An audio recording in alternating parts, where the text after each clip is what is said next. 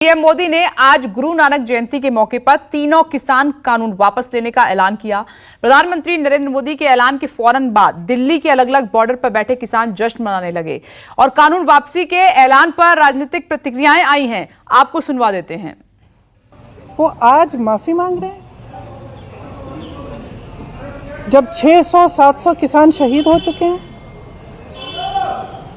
क्यों मांग रहे हैं? क्या ये देश समझ नहीं रहा है कि चुनाव आ रहे हैं? उनको लग रहा होगा परिस्थितियां ठीक नहीं हैं।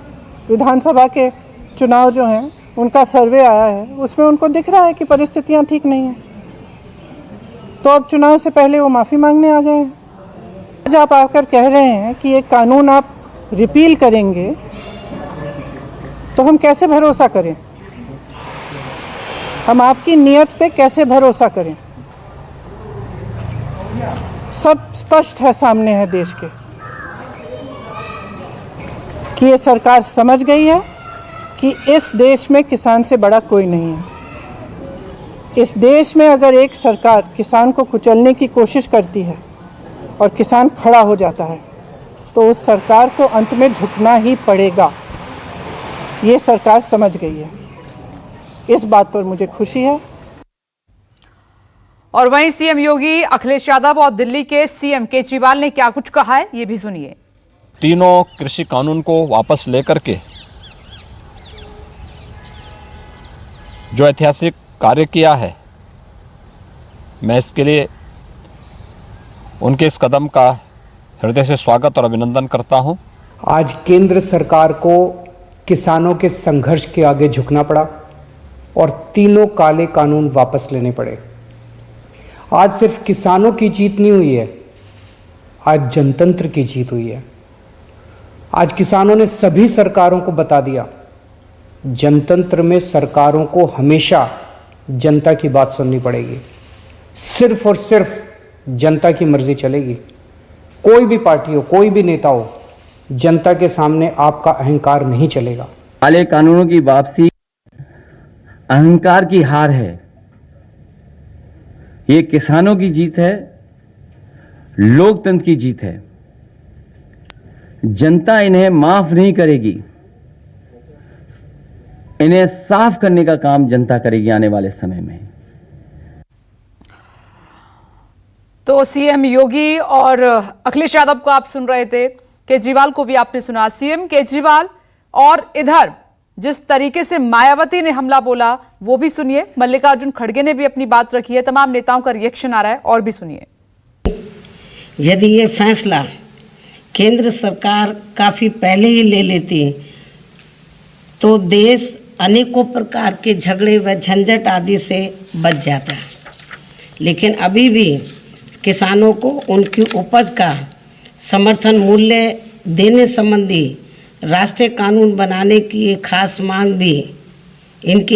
मांग भी अधूरी पड़ी है, जिसके लिए बीएसपी की मांग है कि केंद्र सरकार आने वाले संसद के शीतकालीन सत्र में इस संबंध में कानून बनाकर किसानों की इस मांग को भी जरूर स्वीकार करे। मैं समझता हूँ अगर जल्दी कर देते तो शायद कई सारे किसानों की जान बच सकती थी। अगर ये जब एक मिनट अरे बात कर रहे हैं। हाँ, जी सर। तो अगर ये जल्दी हो जाता 700 किसान को शहादत से बचाया जा सकता था। लेकिन आज भी उनकी जो सफलता है, ये सफलता कोई छोटी सफलता नहीं है, बहुत बड़ी सफलता है। किसान और मजदूर की ड्योढ़ी पर झुकना पड़ा, मगर देश भूलेगा नहीं मोदी जी कि आपने एक घृणित पाप जो किया था अब उसे वापस लेने का निर्णय किया है, और वो भी किसान को रौंदने, उसे नश्तर चुभाने और बर्बर यातनाएं देने के बाद।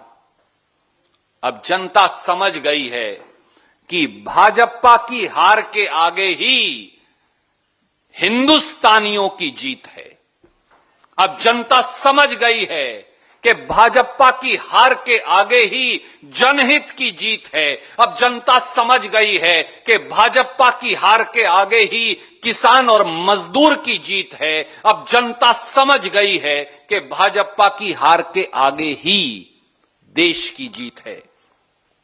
26 नवंबर और भी पॉलिटिकल रिएक्शन आए हैं जिसमें मल्लिकार्जुन खड़गे, अनिल विज, अजय आलोक, अंबिका सोनी भी ने भी रिएक्शन दिया है। सुनिए इनको। आज जो किसान की जीत हो गई, अब वापस लेने की वो बात कर रहे हैं। इससे यही महसूस होता है कि उन्होंने जो गलती की उसके लिए तो वो पश्चाताप कर रहे हैं। लेकिन सवाल ये है कि ये सालों से जो लोग बैठे थे और उससे जो नुकसान हुआ, उनका घर का नुकसान हुआ, लोगों का नुकसान हुआ, आम पब्लिक का नुकसान हुआ, इसकी जिम्मेदारी कौन लेंगे? तो हम ये पार्लियामेंट में उठाएंगे। आज प्रधानमंत्री नरेंद्र मोदी जी ने तीनों कृषि बिल वापस लेने की घोषणा की है। तमाम किसानों को इसका स्वागत करना चाहिए, अपने धरने समाप्त कर देने चाहिए और अपने अपने घरों को जाकर अपने नियमित कामों की ओर लगना चाहिए। कब से हम लोग इस बात पर पार्लियामेंट में भी पूरा पार्लियामेंट का अधिवेशन नहीं चला, क्योंकि हम लोग चाहते थे कि ये 3 काले कानून स्थगित किए जाएं। अभी हाल में पंजाब असेंबली की एक मीटिंग सेशन हुआ था, वहां हमारी सरकार ने तीनों को खारिज किया था।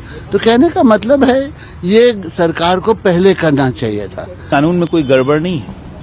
बिहार में आज भी ये कानून लागू है, बिहार तरक्की कर रहा है। लेकिन तब भी प्रधानमंत्री जी मानवीय संवेदनाओं को ध्यान रखने वाले उच्चतम प्रधानमंत्री हैं। उन्होंने कानून वापस लिया है, अपने निर्णय को पलटा है, इसके लिए उनको बहुत बहुत बधाई। और मुझे उम्मीद लगता है कि ये जीरो एग्रीकल्चर पॉलिसी के तहत, जीरो बजट एग्रीकल्चर पॉलिसी के तहत किसान आगे जाएगा।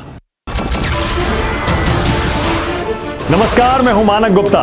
अगर आपको हमारा ये वीडियो पसंद आया हो तो इसे लाइक और शेयर जरूर करें और हाँ, हमें सब्सक्राइब और फॉलो करना ना भूलें ताकि आप देश और दुनिया की कोई खबर मिस ना करें। तो जुड़े रहिए हमारे साथ और देखते रहिए न्यूज़ 24।